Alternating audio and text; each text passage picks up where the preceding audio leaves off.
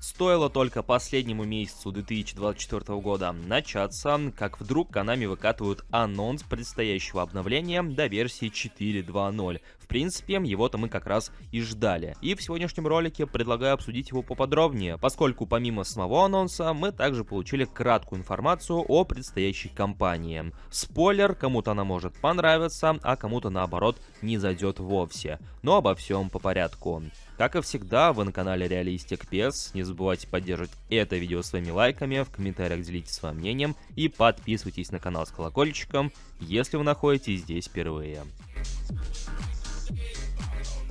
В своих соцсетях и на официальном сайте игры Konami объявили о том, что уже в этот четверг игра получит обновление до версии 4.2.0. То самое глобальное обновление, о котором мы говорили еще до выхода самой eFootball 2025. И также неоднократно упоминали уже после выхода оной. И уже 5 декабря на всех актуальных платформах мы получим это самое обновление. В своих соцсетях Konami отдельно упоминает, что данный апдейт будет глобальным, то есть Major Update, весомый, большой, ну, в общем-то, во всяком случае, заметный апдейт. Что в лишний раз подтверждает все наши разговоры о том, что с этим обновлением планируется введение чего-то нового, глобальные изменения там, глобальные изменения здесь и так далее. По традиции, с очередным обновлением Konami анонсирует, что каждый из пользователей получит одну бесплатную крутку одного из предстоящих паков. Что именно за набор это будет, сказать трудно. Возможно, какой-то подарочный набор, хотя вряд ли. Скорее всего, какой-нибудь пак из разряда эпических-шоутаймовских. И скорее всего, который в очередной раз будет посвящен японцам, либо японской лиге. Иначе не бывает.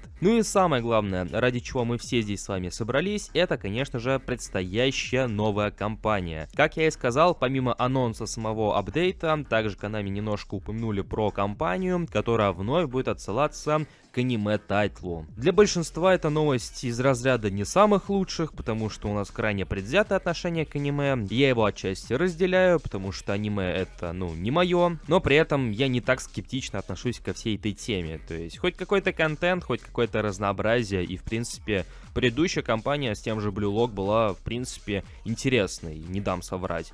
Не самый, может быть, богатый в плане карточек, которые могли бы нас усилить, по крайней мере, но от этого не менее интересный, как мне кажется. Единственное, что в этой ситуации немножко расстраивает, так это то, что Konami решили сделать ставку именно на взаимодействие с каким-то тайтлом, вместо того, чтобы придумать что-то другое и сделать акцент на каком-то другом контенте, на более реальном, который связан непосредственно с реальным футболом, а не с каким-то вымышленным аниме. Но что имеем, то имеем. Предстоящая же кампания будет взаимодействовать с аниме-тайтлом под названием Капитан Цубаса, рисовку которого вы можете заметить в новом трейлере, анонсирующем это самое взаимодействие. И в этом же самом трейлере вы также можете заметить новые карточки, которые мы получим в качестве подарка, а именно карточки Месси и Такефуса Куба. И по сравнению с теми же карточками Blue Lock, дизайн какой-то уж больно скромный. Ну а стоит отметить, что здесь немаловажную роль играет и рисовка самого тайтла, которая, скажем так, поскуднее, что ли, в плане красок и в целом красочности происходящего, нежели в том же Blue Lock. Не думаю, что Konami будут заново изобретать велосипед, учитывая, что положительный опыт с тем же самым Blue Lock у них имеется, и поэтому я думаю, что структура данной кампании, данного взаимодействия с аниме-тайтлом будет по большей части схожа с тем, что была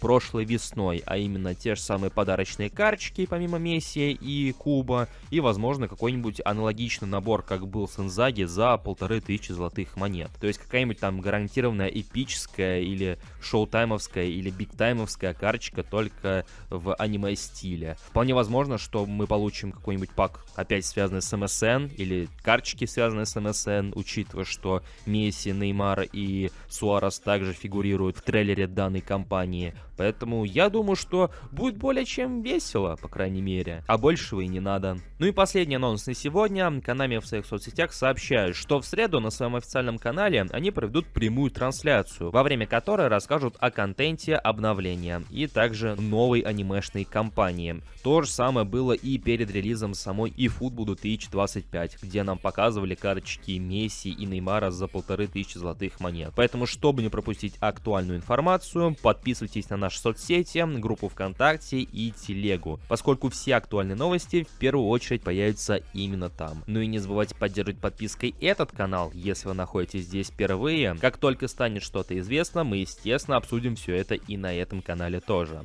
Поддерживайте лайком этот ролик, если он показался вам интересным или информативным. Ну а в комментариях я буду ждать ваше мнение. Всем спасибо за просмотр и удачи. И услышимся уже очень и очень скоро. Всем пока.